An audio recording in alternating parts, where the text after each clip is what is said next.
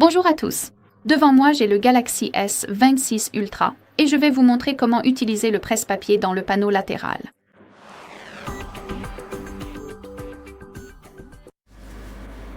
Très bien. Donc, la première chose à faire, surtout dans cette situation, si votre panneau latéral n'est pas activé, c'est justement de l'activer. Donc, je parle de cette ligne ici, à droite. Bien sûr, vous pouvez aussi l'appliquer à gauche. C'est entièrement à vous de choisir.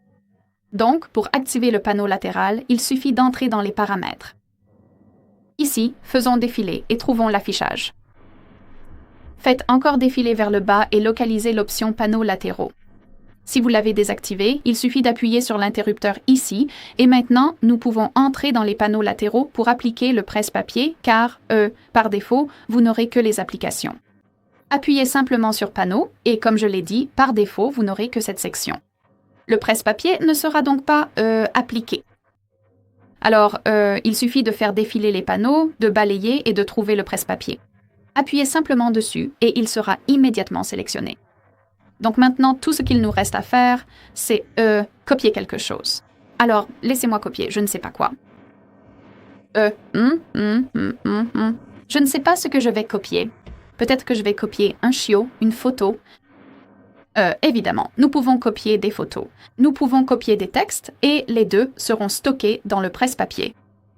Alors laissez-moi trouver celle-ci. Celle-ci est tellement mignonne. Et copier l'image. Très bien, maintenant nous pouvons entrer dans la section où nous aimerions coller quelque chose. Alors, laissez-moi ouvrir les notes. Laissez-moi créer une nouvelle note. Et maintenant, évidemment, nous l'avons juste ici et nous pouvons simplement appuyer sur cette option et ce sera collé. Collé immédiatement. Mais je voulais vous montrer le presse-papier dans le panneau latéral. Donc, tout ce que nous avons à faire, c'est de faire glisser notre doigt du côté vers le centre, puis de le faire glisser à nouveau pour ouvrir le presse-papier. Et ce qui est intéressant, c'est que vous pouvez voir que nous n'avons pas seulement la photo que je viens de copier, mais aussi beaucoup de choses que j'ai copiées auparavant. Donc, elles sont stockées ici. Nous avons une sorte d'historique et cette section conserve beaucoup de textes copiés et des photos pendant vraiment longtemps. Donc, tout ce que vous avez à faire, c'est soit d'appuyer sur copier, puis d'appuyer sur l'option et encore une fois d'appuyer sur cette option en haut du clavier, soit d'appuyer dessus, de la maintenir et de la faire glisser vers la section où vous souhaitez la coller. Et comme vous pouvez le voir, cela sera appliqué. C'est la même chose avec le texte. Donc, nous pouvons ouvrir le presse-papier. Par exemple, ce « Chère Anna », il suffit d'appuyer dessus, de le maintenir, puis de le faire glisser ici et il sera appliqué. Bien sûr, vous pouvez le faire de la manière, disons, traditionnelle. Donc, ouvrez le presse-papier. Par exemple, copiez celui-ci. Ici, appuyez dessus et appuyez sur « Coller » et il sera collé immédiatement. Et c'est la même chose avec le texte, évidemment. Voilà comment cela fonctionne. Voici comment coller quelque chose qui a été enregistré dans le presse-papier. Et maintenant, laissez-moi vous montrer comment gérer le presse-papier. Parce que il y a quelques options que vous pouvez utiliser avant que vous puissiez faire cela.